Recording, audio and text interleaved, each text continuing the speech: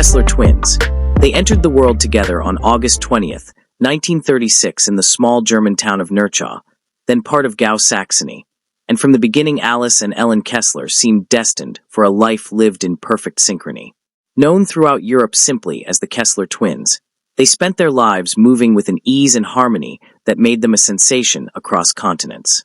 Their parents, Paul and Elsa, quickly noticed that the twins mirrored one another not just in appearance, but in temperament and energy. When the girls were 6, their parents enrolled them in ballet classes, hoping to channel that limitless restlessness. Dance became a natural language for them, and by the time they reached the age of 11, they had been accepted into the children's ballet program at the Leipzig Opera, an early glimpse of the artistic path that would define their futures. Life in post-war East Germany, however, carried pressures and restrictions that placed mounting strain on the family. In 1952, when Alice and Ellen were 16, their parents took a dramatic risk. Using a visitor's visa as their one opening, the entire family escaped from the East, leaving behind their home and stepping into the uncertain freedom of the West. Their arrival in Dusseldorf marked the beginning of their transformation from disciplined ballet students into professional performers. Not long after settling in the city, the two sisters were appearing on stage at the Palladium Theater, bringing audiences a blend of precision and charm that belonged only to them. Just a few years later, between 1955 and 1960, they became fixtures at the Lido in Paris, the dream venue for ambitious dancers and entertainers. It was in this glamorous setting, filled with bright lights and exotic costumes, that the twins began their ascent to international fame. During their time in Paris, they encountered an American soldier on army leave who happened to also be the world's most recognizable rising superstar, Elvis Presley. Their meeting with Presley in June 1959 became one of those small but memorable snapshots often recalled in later interviews. That same year, West Germany selected the sisters to represent the country at the Eurovision Song Contest. Performing the upbeat tune, Hoot ab en Wallen were Tanzen Gayen, they brought their signature energy to the stage and earned an 8th-place finish, a result that expanded their visibility across Europe. Their work in Paris also introduced them to Don Lurio, an American choreographer who had made his career in Italy. Impressed by the twins' versatility and stage charisma, he brought them to Italy in 1961, a decision that would reshape their careers completely. By 1962, the twins had officially shifted their home base to Italy, a country that embraced them with open arms. Although they initially arrived as dancers known for light entertainment, they gradually moved into more dramatic and sophisticated work. Italian television was entering a golden age, and the sisters became household names through their constant appearances on the hit RAI variety show Studio Uno. Broadcast from 1961 to 1966, the program gave them a platform that transformed them from visiting performers into cultural icons. Viewers loved their seamless choreography, identical styling, and warm on-screen personalities, and the sisters soon became some of the most recognizable faces in the country. Though they were already well into their careers by the mid-1970s, the twins continued reinventing themselves. When they turned 40, they made the bold decision to pose for the cover of the Italian edition of Playboy. Far from damaging their reputations, the move proved to be a sensation. The issue became the fastest-selling Playboy publication in Italian history, cementing the twins' status as timeless symbols of sophistication and allure. Their fame was not confined to Europe. American audiences also grew familiar with the Kessler Twins thanks to their appearances on major U.S. television shows.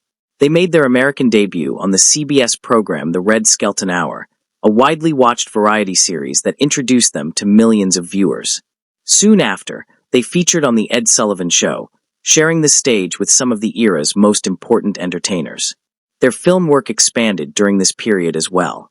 In 1962, the sisters appeared as dancers in the epic movie Sodom and Gomorrah, and that same year they graced the cover of Life, one of America's most influential magazines.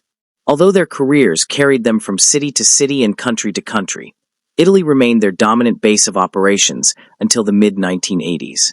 In 1986, after decades of performing and building artistic bridges across Europe, the sisters returned to Germany and settled in the town of Grunwald near Munich.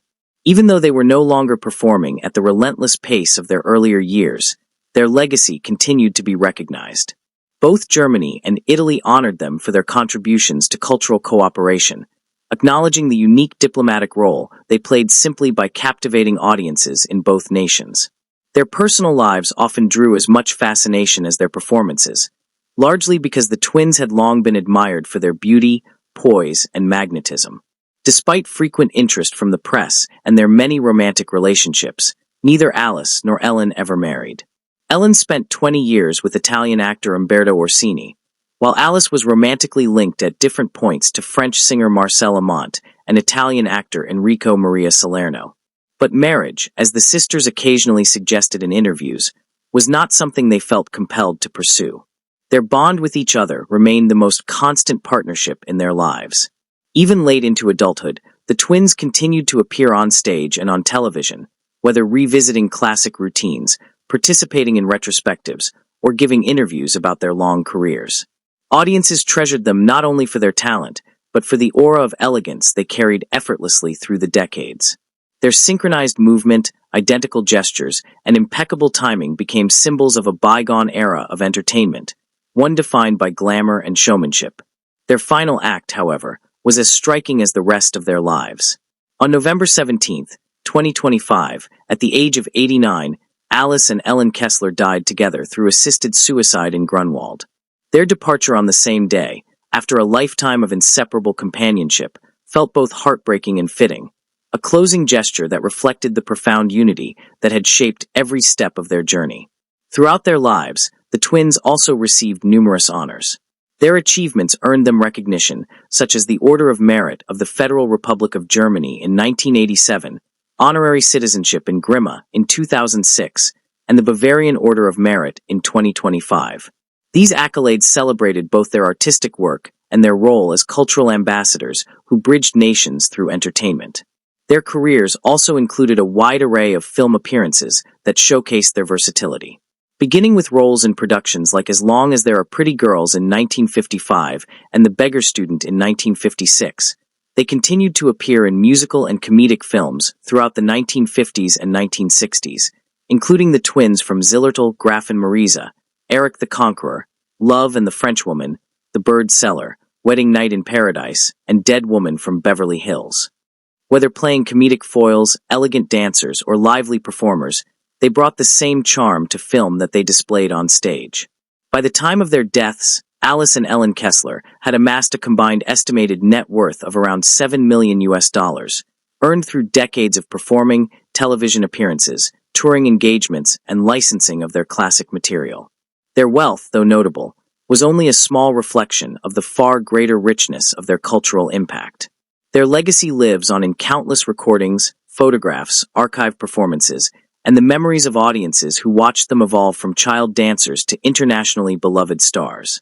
The Kessler twins remain symbols of poise, artistry, and sisterly devotion, a pair whose careers told a single, extraordinary story lived in perfect unison.